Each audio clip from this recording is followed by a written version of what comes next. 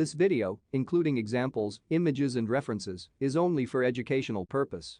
All informations gained are from own internet researches.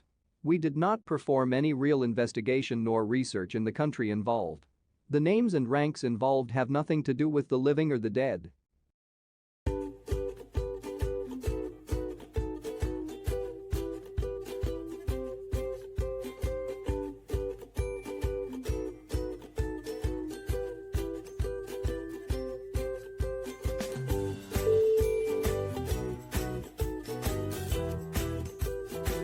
Venezuela is located in northern South America.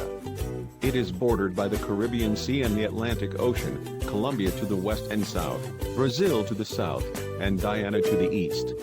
The economy of Venezuela is based largely on the petroleum and manufacturing sectors and has been in a state of total economic collapse since the mid-2010s. Venezuela was once the richest country in Latin America. It has the largest known oil reserves in the world with totaling 30,281 billion at the end of 2017. Its democratic government was once praised worldwide. Hello, I am Hakimi. Today I want to present the objective of macroeconomic in Venezuela. But first of all, I want to explain a little bit about macroeconomic. What is macroeconomic? Macroeconomic can be defined as a branch of economy that studies decision-making for the economy as a whole. This includes studies of overall level of economic activity such as the determination of national income, aggregate consumption and investment, unemployment, inflation, and international trade. What is the differences between microeconomic and macroeconomic?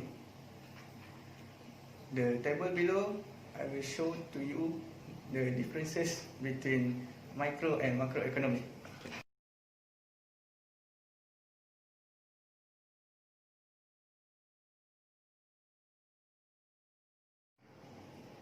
Now, let's continue to the objective of macroeconomic. The first objective is to achieve full employment.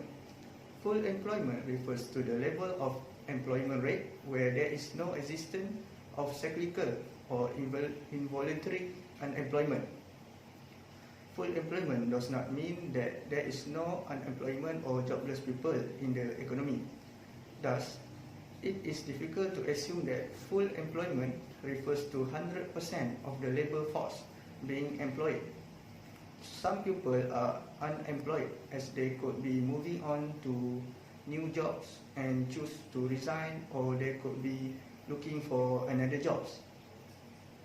On the other hand, the flip side of full employment is unemployment.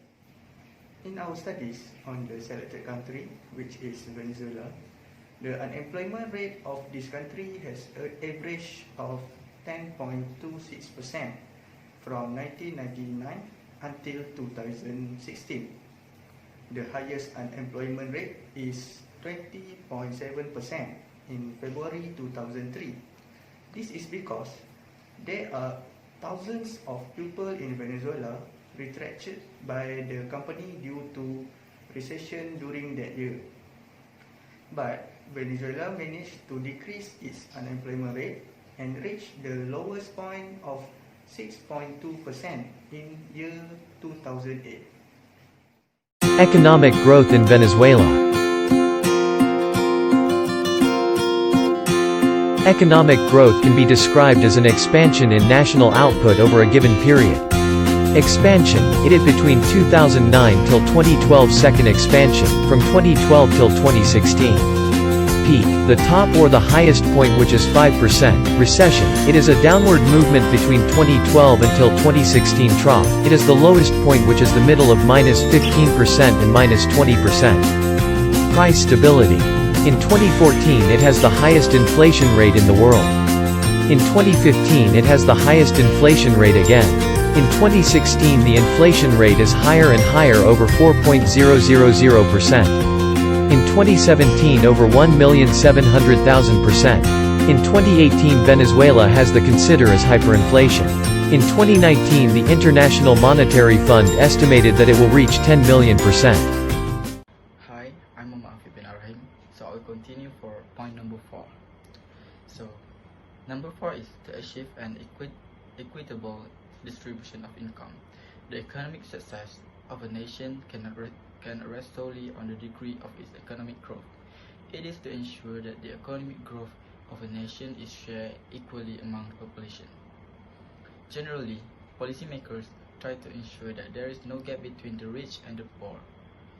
The policy of income redistribution is to narrow the gap between the high income and the lower income groups. This is to ensure that the population enjoys an equal standard living. Taxes are imposed to reduce the income gap between the higher income group. Lastly, number 5, to achieve equilibrium in the foreign sector. Foreign sector means economic transactions or activities that take place beyond the political boundaries. It includes transactions such as import and exports, investment in the country, and inter-country tourism. A country will get an overall surplus of balance of payments (BOP) that indicates greater inflow than outflow of money. If a country faces a BOP deficit, it means that the country will have to borrow from other countries, and this will lead to high debt problems, whereas a prolonged BOP surplus will lead to inflation. Thus, it is important for a country to understand and determine the favorable scale of their BOP.